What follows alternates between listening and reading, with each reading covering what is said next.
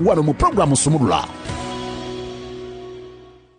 Era kukyewalya nenzijukira eksiwo nenzijukira mukoddomi wo Sewa Kiryanga owa Darlene ngobozaabuza kibozaabuze no Darlene yanyumiza ngokimayo genda kuleta muko wange wa sente neme nde kumulamwa Mbubambi ne waba program tajira balina smart TV Adamu nagira agisenga muko ekagwe mmanyi wano abalamu namukusaba kukuse ani ngenda okulaba hafi yabuuka ekikomera nebangamba ayingidde emotoka ebbeeja ayingidde Kwachi mukukusa abasajja Linda tujja bakulaga Darlene waliyo kimanyi yamala kulaga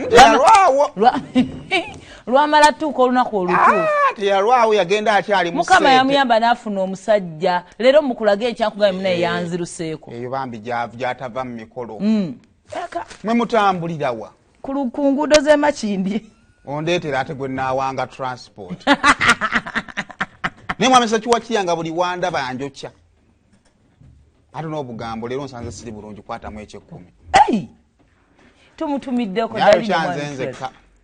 ayikyagoweka bobo bamwokyereki talina nabuvunaanyizibwa kalaba nakulaba tasobola kwerabira ate talina buvunaanyizibwa olina omukyala n'abaana ne bob waitofunisa bawala bano mbuto bakakazi ekyala ajja mugamba gojita waita ngojja Uganda abakozi ba Uganda okusinziira mu region ya Sub-Saharan bebasinga okubeera stressed Ugandan workers okusinziira ku report eno nomune report ekolebwa according to the State of Global Workplace 2023 report that amplifies the voice of the world's employees. Uganda comes second at 57%, following answers from correspondents who agreed to reveal their daily work stress. Minimum wage. Yeah. Naye waliwo tusookayo yeggwanga lya Chad. That is but Uganda tuli no South Sub-Saharan, then naye of course Africa, then Chad yeri mu North Central of Africa ye yatutte ekifo ekisooka at 58%, yatuddirirwa wansi eggwanga erya Tanzania lyazze at 56%. Eggwanga lya Kenya muno munnange liri mu kifo kya 21st position at 31%. Ekitegeeza bo tebali bubi nnyo. Tebali stressed nnyo.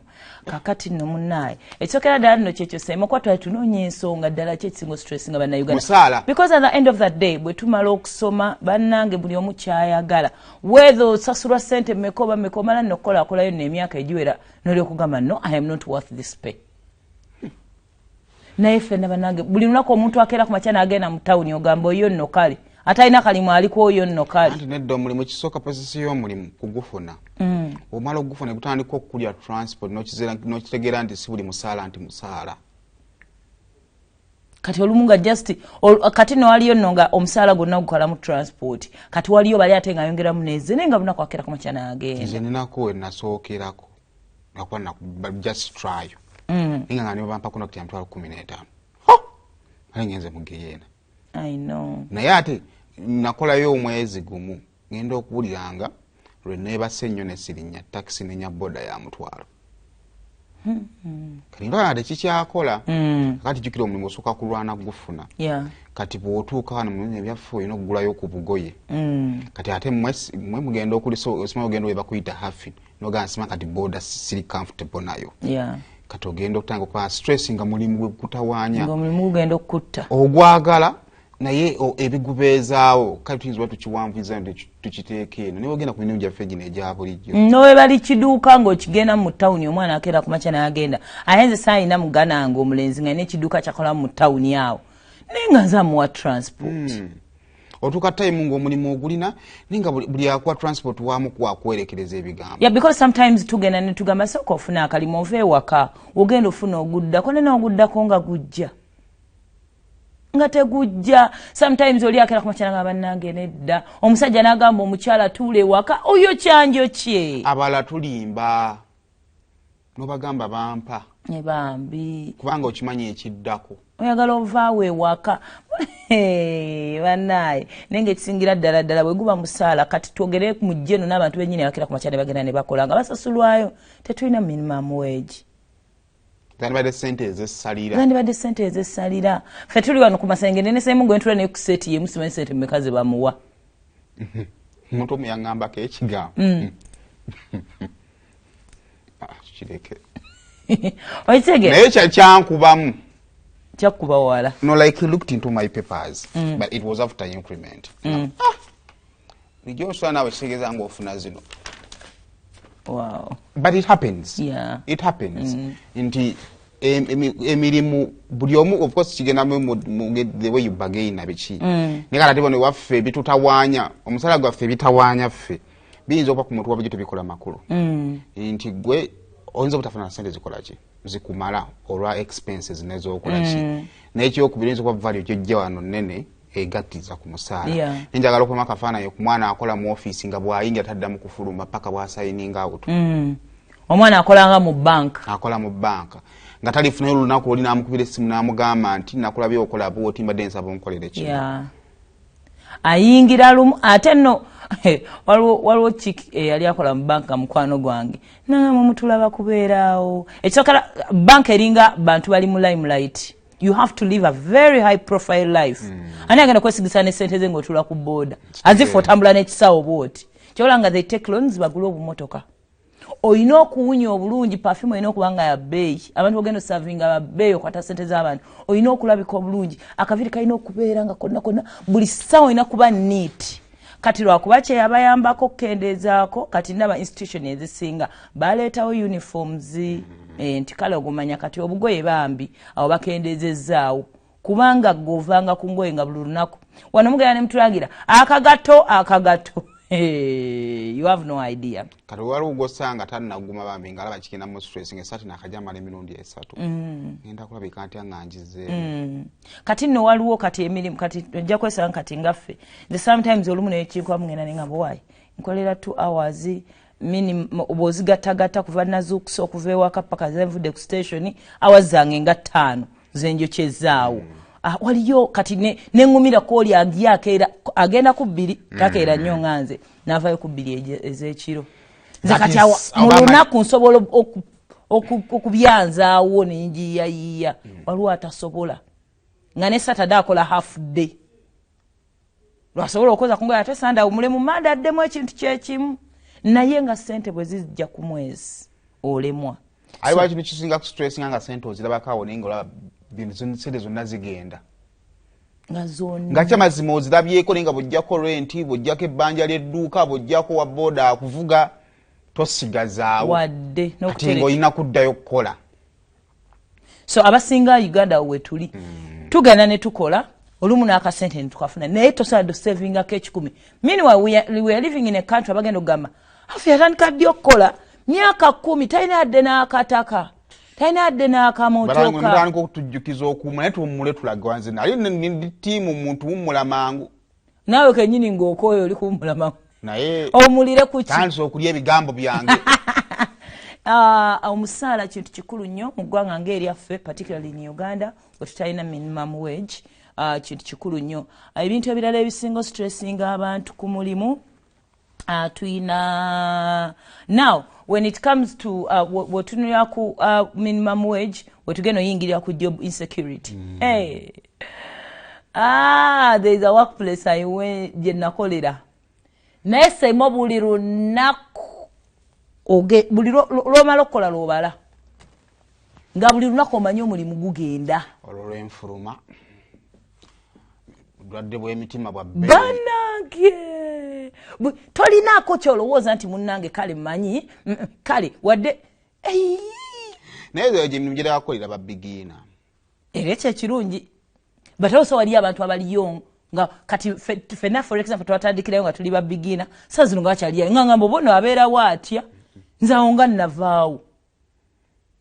Buli omutula mu meeting buli mwezi ogugako olowooza ogenda funa email ekugoba buli mwezi ogugako olowooza ogenda funa ekintu ekyo kibi nnyo nnyo it is very unhealthy. Bose nyini abawoni nganja bagobanja bannange ngo temuli musajja agawa ni wachi tutugoba ne tuva wano. So job insecurity kintu kibi nnyo nnyo ku mulimu. Then tuyina long working hours. Waliwo omwana yakola akantu ku TikTok waliwo omuzungu yali agamba we overwork we work for 8 hours. Guy yajja waliwo some guy yagera ngo munyankole Yamugamba gwe. You do what? Do you know a country called Uganda? Singa za twali tusobola okuyisa mu 24 hours. Singa tukwa tufu. Ayayayaya. Ekirungi ekiri mu mawanga g'abazungu basasula per hour. Oli wadde ku extendinga ku hours naddala abaana bagenda ku byeyo, you literally don't have a family, don't do what, naye omanyi ogenda sasula all those hours. Buli sawa gy'omalako ziba ssente. Fe omulimu gwaffe description yago ya hours nti nkozeko hour bwezi tinengina nenkola ekirala biki nkugambye amwana ayingire wantu wakolera nga bamugamba ojja kunyukanga ku 14 neziwere 14 abeko wadda nga boss abakutunudde wati akulaga temunnakola nekenyine olabira da mu safe temunnakola ogendewa tukola long hours nnyo kati long hours zikuconsuminga you as a person n'obulwa time eyo bobo ina family n'obulwa family time. Imagine there is a parent akola muvuzi wa taxi bamugambye omwana we omuwala for example atuse oba omulenzi omwana we ali mu adolescent mama ine ebintu byamulopera najjo ofuneko obudde oyogere n'omwana ono taata ddala bambi yagala okwogerako n'omwana ine ng'obudde tabulina akugamba ebintu n'obiyisaako buyisa maaso not because you don't care naye omwana we n'atuuka okwono osobola n'olwazi omukyalo oba n'atuuka n'okuzaala ng'ate bw'opakinga boda oba taxi omutwalo gwobadde ogenda okufuna ogenda gufiirwa omukyala n'atuuka n'ozaala omwana n'adda n'ewaka family zonoonese zisaanyeewo because emirimu gitukonsuminga. So mukwano ebyo byemu ku bizibu byekufuna amidi steve nabina nomalizanga ofunye katono kubanga singa omanyi nti wali kintu kisala bukowu nga kufuna returns zojja muzine gye zikukakkanya mugamba at least I know when nakola moma obanange nze nakowanga ne mutambula ne muzungu notukanga nagogera tokyalina nenga otulaka contract kwa side reward ye kuzengulu ngo breathing ino gamba alhamdulillah yakuwa ko kyenkola wano you know singa so, kati landoza emirimu nga omutuleka abakozi ku pressure mwino ba motivating buli kaseera mwino ba motivating buli kaseera at least ku nkomero yakyo kati kyabana be Bulaya kye bayitamu they overwork naye bw'atunula ku account ye ngaddamu amaanyi ngagamba n'enkya kankeere nawuli kankeere kye kimuzaamu amaanyi then bingi nnyo tuyina heavy workload ojja no signing contract ngenda kukola kino ne bongerako ekirala yo salary teyeeyongera nogamba naye ndi kuki n'olyangu oyagala gaana tuugaane anti waliyo omulala asobola okikola n'olumu n'obyeteekako bambi bambi obeera wano agamba mune kati kangatteko ku kino